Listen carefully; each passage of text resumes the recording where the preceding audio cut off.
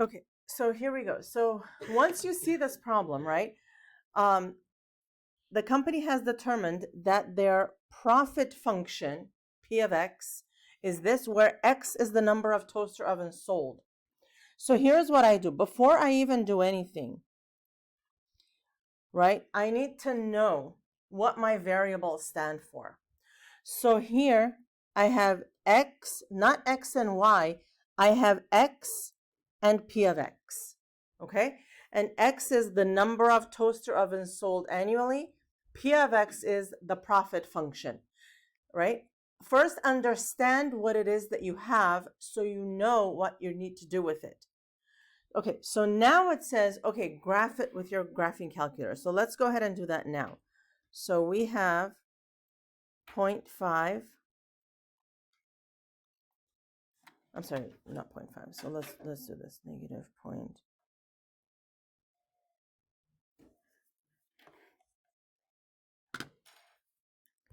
X cubed.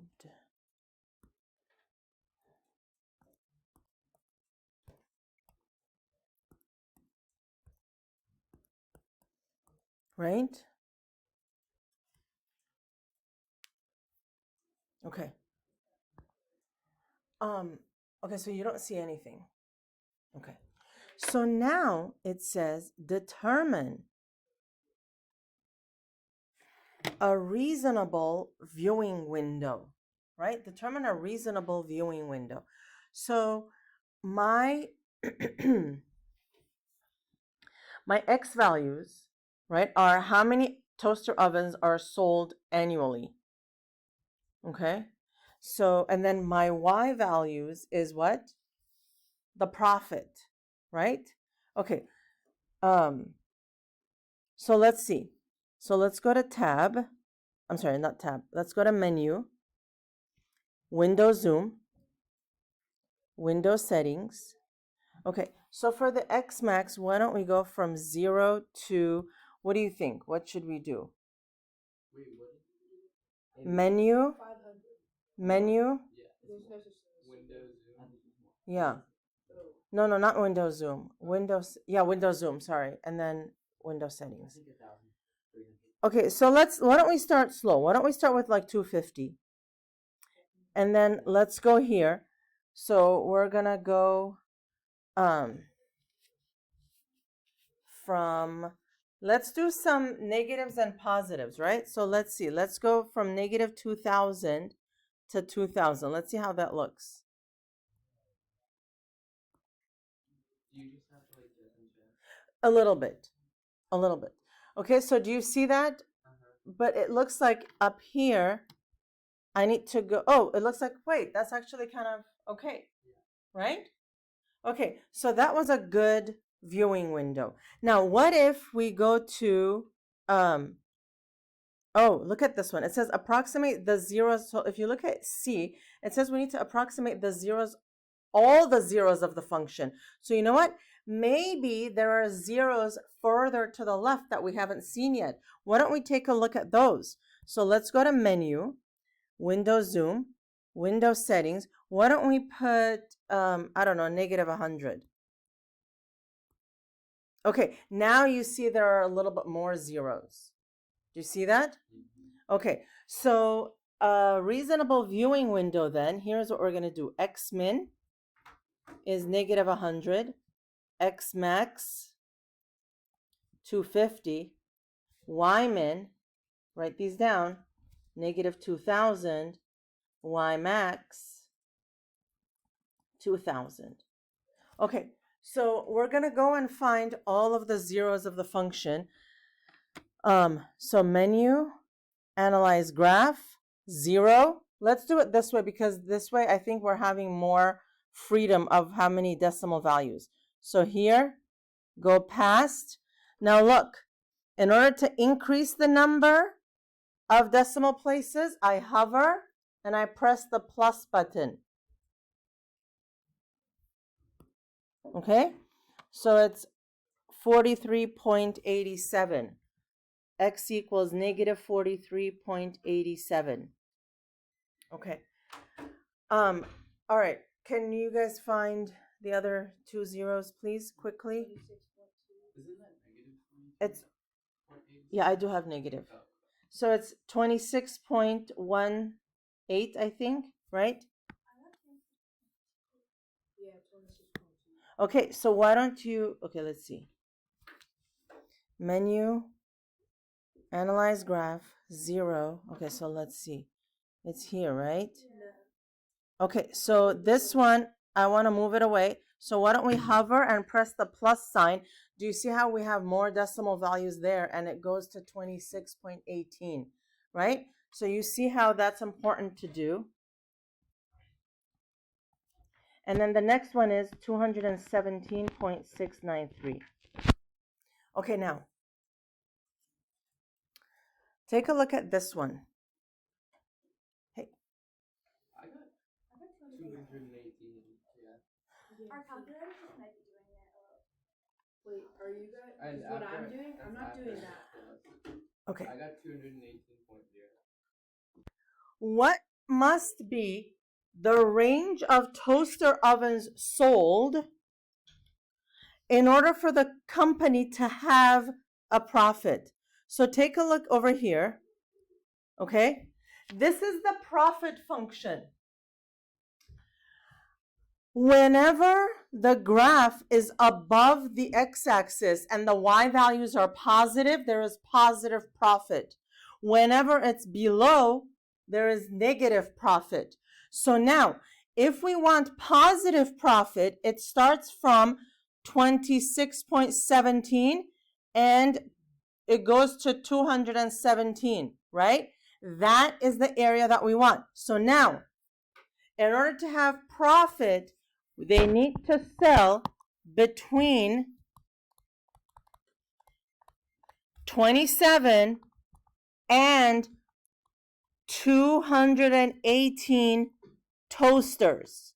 So listen, look here. We are at 26 point something. So if we sell 26 toasters, are we breaking the profit mark? No. We have to go to 27.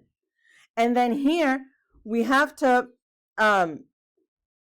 it has to be, it's 27 point something. So at 217, you're not breaking the mark, so it's after, all right?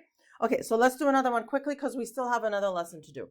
A clothing manufacturer's profitability can be modeled by this, where X is the number of items sold in thousands, and P of X is the company's profit, in dollars. So before I graph anything, let's do this. Put your calculators down for a minute.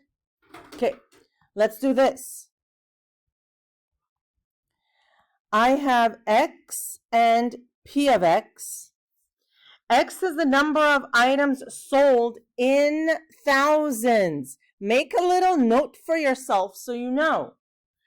P of X is the company's profit, also in thousands. Make a little note for yourself so you also know that. So now let's graph this. I'm going to do doc B and reset this. So we're going to get negative X to the 4 plus 40X squared minus 144. Okay, here we go. So a reasonable graphing window, right? The X's seem to be fine. So let's go to menu, window zoom, window settings. So for the Y values, why don't I go up to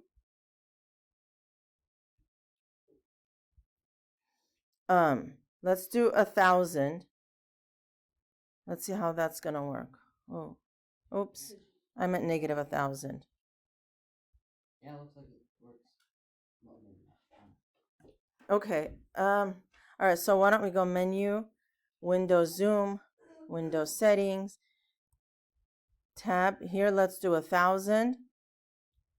Okay, that works. I mean, we really overshot, but that's okay, right? we could have also done, it seems like maybe 500. Okay, here's another way you can change those. You can go on the axes right here, click, and do 500. Right? And here, click, and do negative 500. Okay? All right. So it's x min, negative 10, x max, 10, and then y min, negative 500, and then y max is 500. So between what two values should the company sell in order for them to be profitable? So let's see. Let's go to menu, analyze graph, 0. I find this 0 here, it's 2. And even if I try to increase, there are no more because it's legitimately at 2 comma 0, right? So the zeros are 2 comma 0. And then if you look, it's 6 comma 0. So between what two values should they sell? There are two different profit pools. So they're going to be profitable when they're between x equals 2 and x equals 6. Is that right? And negative. But those are in the negatives because we're not selling negative number of anything. What are we selling here? Clothes. So what is my answer going to be? So between 2 items and 6 items? 2,000 and 6,000. Okay? All right. So because we're in the thousands, that's why we didn't have to increase the x min and x max that much anyway. Yeah. Should we write the two values never mind, sorry. Okay. So let's go to 5.4. We're analyzing graphs of polynomial functions. Okay. We're going to graph this function using a table of values. So we are just going to put these values in. So here it's negative 2 to the 4, it's 16, right? Minus negative 2 cubed minus 4 times negative 2 squared plus 1. Okay, you can do work quietly, but we're not. Okay, thank you. So when you put negative 2 in here, you get 9, right? We all know how to plug values in here, yes? When I put negative 1 in here, I get negative 1. What does 0 give me? 1. 1 gives me negative 3, negative 7, 19. Okay, so now why don't we just plot these points? So at negative 2, I'm at 9. Negative 1, I'm at negative 1. 0, 1. 1, negative 3. 2, negative 7. That's negative 6. Negative 7. 3, it's at 19. So it goes like way up. Okay. So, okay. So let's take a look here. Between these points, do you see how my y values change from positive to negative? And then here, it changes from negative to positive. And then here, again, right? So do you remember? Those are the points where you would have x-intercepts. Remember those? Right? Okay. So now, when I try to connect these, it's going to look like this. Oops, sorry. It's going to look like this. It's got to go back up here, come back down, and go back up right here. Right? So you see, and then, now don't stop at this point. Do you see the leftmost point at negative 2? Don't stop there. Go up. Okay? If you stop at that point, it's wrong because it means there is an end point there, which there is not. So we're going to draw this like this, and using these, estimate that, there are zeros in between those 2 points. Now, Let's talk about the location principle. We've already touched on this a little bit. Should I separate you guys? Are you guys working together on something or? Okay. Okay. So sometimes the roots are not going to be integer values, right? As in this case, right? The root is between -2 and -1, -1 and 0, and so on. But we know that they can be in between two integer values where f of x changes from positive to negative or negative to positive. Do you remember that? We already did this before. So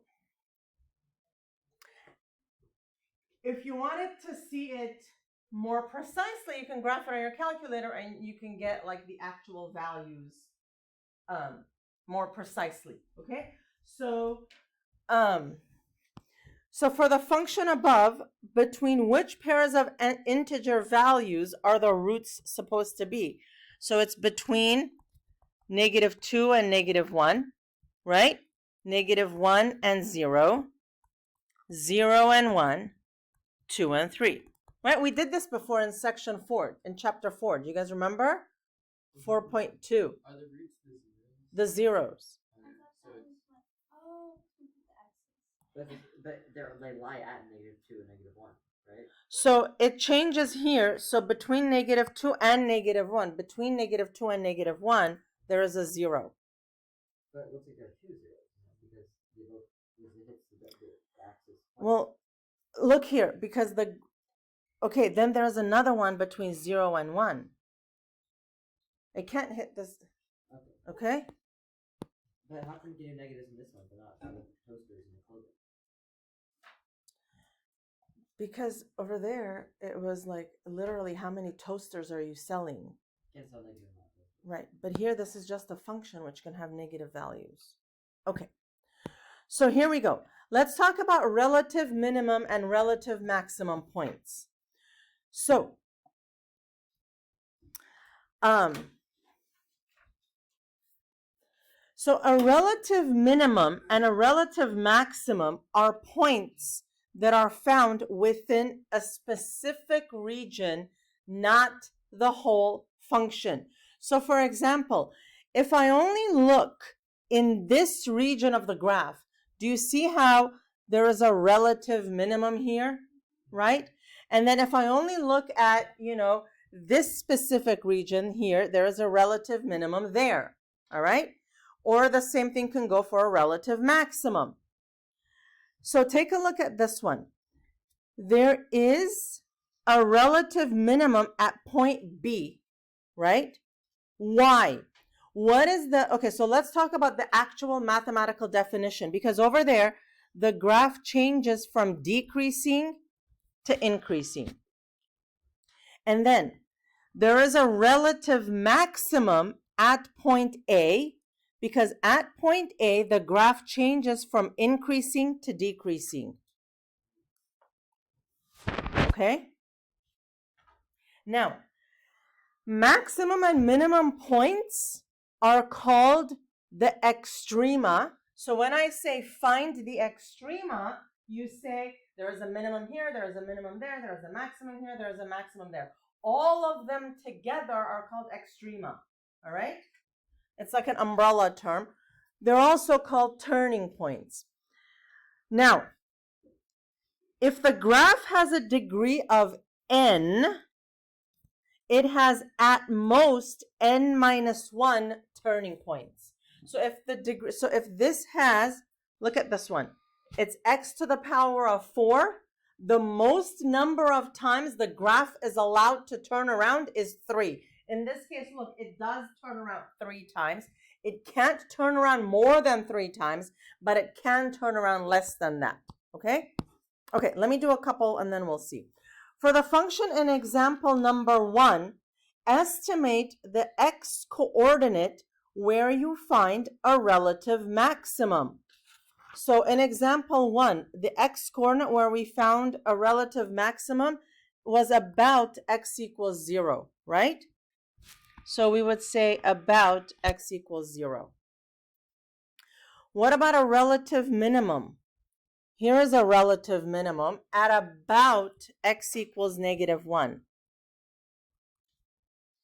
Hang on. If it's in between two integer values, you can just say 1.5, 3.5, -2.5, and so on. Okay, that's it. That's the most precision we can do. Yes. Since there are two minimums, really, and you only have to find one, so you choose which one you want. Well, it was asking for a relative minimum. So in this problem, this one, it's the lowest point that the graph ever goes. This is called the absolute minimum. So we should do that. Yeah. Well, you can, but yes, I had just asked for one of them. Any. That could be for things. Right. Okay, so use a graphing calculator to estimate the x-coordinates at which the minima and maxima of this occur. We're just going to do one of these. Why don't we just do A? Go ahead and graph A quickly, please. Okay, so here we go. This is it, right? You can see there is a relative minimum and a relative maximum here. So we're going to go back to menu, analyze graph, minimum. Okay, now for the minimum, go ahead and find the minimum. This is the minimum. So I go from here to here, right there. So I say there is a relative minimum. It says to the nearest 100. So relative minimum at x equals positive 0.67. Okay? The trace feature is good to quickly find values, but if you want precision, do this. So menu, analyze graph. This time we're going to do maximum, right? Okay, so that's -1.1. Now look, this is important. Relative max at x equals. Do you see how it says to the nearest 100th? You're going to go -1.00. Add the zeros, make it the same decimal place. So then everybody knows it wasn't that you found -1.23 and you rounded it to -1. Okay? All right, so I think the second one you can do on your own. Let's move on to these. Sketch the graph of a polynomial function with the following characteristics. Okay, here we go. An even function. Do you remember even function, what that meant? That means both the end behavior is so both are either up or down. So 0's at -2, 1, 3, and 5. Now, it just says an even function. It doesn't say if it's even positive or even negative. So you can decide. I'm just going to go this way. So we hit here. Come back up. Go back down. Come back up. Now, listen, a couple of things. Your graphs might look different because somebody's, maximum might be higher, one minimum might be lower. That's fine, but it has to have, it has to have these x-intercepts, the same number of turning points, and so on. These arrows at the end are they're not, it's up to you whether you want to put them or not. Okay, a 5-degree function with zeros at -4, -1, 3, and -2. So -4. Let me make this bigger. -1, 3, and where? Oh, no, sorry. Maximum is at x equals -2. So where is -2? Here. There is a maximum somewhere here. Now, it doesn't say how high or how low the maximum is. So just put it anywhere you want. And then I kind of do like a little curve here to know that it's going to be a maximum. Okay, now, this is a 5-degree function, but it only hits at 3 zeros. If it's a 5-degree function, how many turning points can it have? 4 turning points. So let's go ahead and do that. Okay, so first of all, there is a maximum there. That means it's got to go this way. Okay, didn't you say it And- less than 42? Right, but we really want to make sure that we indicate the 4 so that we've understood that it's a 5 degree. And then here I kind of, okay, so now I have one turning point. And then you know what? Maybe I want to do like another turning point and another turning point. How many turning points is that? 1, 2, 3. And then why don't I do another turning point? Now I've hit all my turning points. Let's see if this makes sense. 5-degree function means it's an odd function. Does this look like an odd function with the end behavior? Yeah. Yes. How many turning points? 1, 2, 3, 4. Good. It has the zeros. It has the maximum. This is a 5-degree function, right? Do you see how? So if you can like do different versions. If you put the turning points in another place, you might end up with this end going down, and then it won't be a 5-degree function. It'll be an even function, even degree function. Okay. So here we go. Annual sales of televisions can be modeled by this function, f of x, where x is the number of years after 1995, and f of x is annual sales in millions. So before you plug, don't be plugging anything in yet. Okay, you have to do this first. This and this. This is x, and this is f of x. And this f of x is in millions.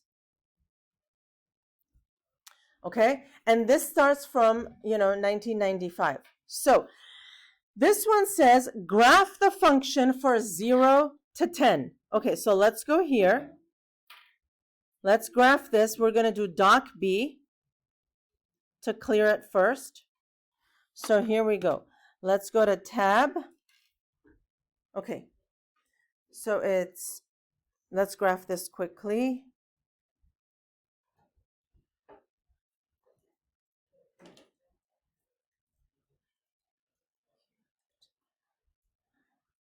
I gotta fix my first exponent. I'll do that right now. Okay, so this is, okay. Is that right? Do I have it right? 0.48 x to the 4. Okay. So it says to graph it for 0 to 10. So we're going to go here, menu, window zoom, window settings, 0 to 10.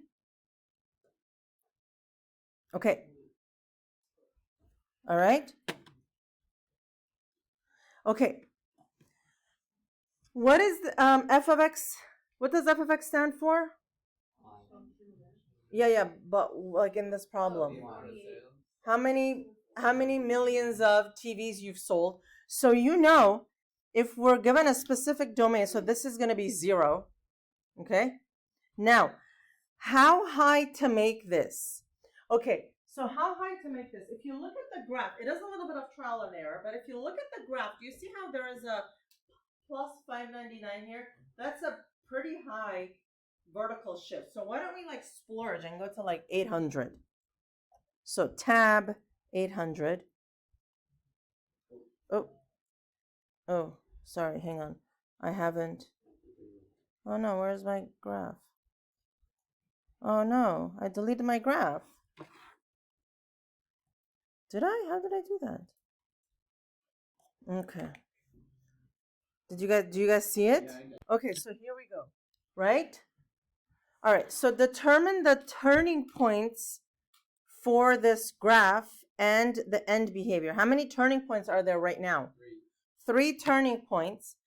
And what about the end behavior? So towards the right, where do we think the graph is going?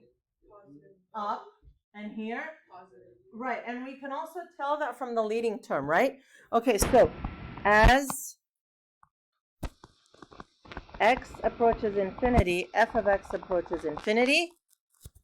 As x approaches negative infinity, f of x approaches infinity. And there are 3 turning points. Okay, analyze the graph for values greater than or equal to 10. Is it reasonable that the trend will continue indefinitely? So let's see. Let's go to Here, let's go to the X value here. Let's do maybe like 100. Ooh, that's too much. We're looking at it says go beyond X is greater than 10. So I'm going here and maybe, yeah, let's go back to 20. And then the Y value, why don't we make it 2000? Okay, so it's going further and further up. So does it make sense that this trend will continue indefinitely? This is the annual sales in millions. Does it make sense that you're going to have like an infinite number of these TVs sold forever and ever and ever? What if there's it doesn't make sense, right? Because what if there's like new technology that comes up? So this makes a lot of sense, these fluctuations, right? Thinking about like a normal like market and of a product in a market. But so no, TV sales will not increase indefinitely. Right? There is inflation. Like, again, there is like models will become outdated. Technology will become outdated. Right, but here, right, but it's saying, is it reasonable? We know the math is right, that's what it's saying, right? Is it reasonable? Okay? All right, so that's section 4. Okay.